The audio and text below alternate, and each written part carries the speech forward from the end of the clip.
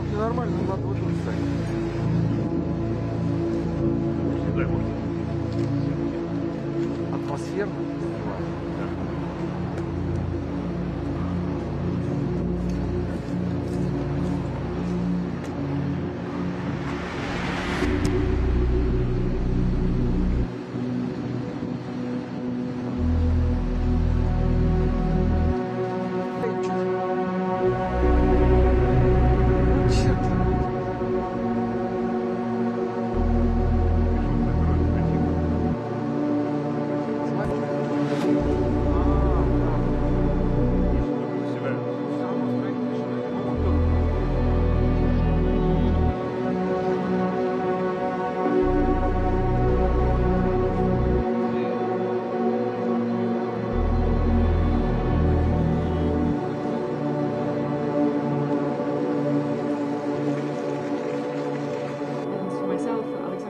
Организация Украины имеет конкретное поручение по созданию так называемой грязной бомбы.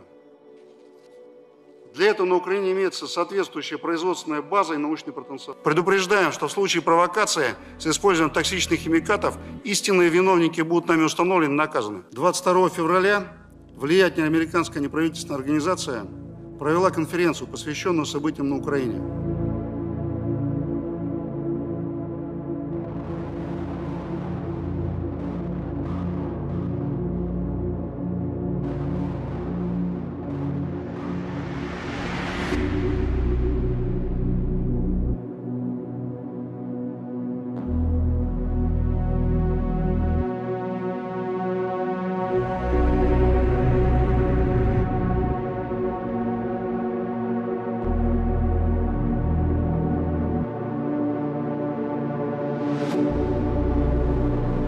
Заключение госконтрактов в сфере оборонно-промышленного комплекса.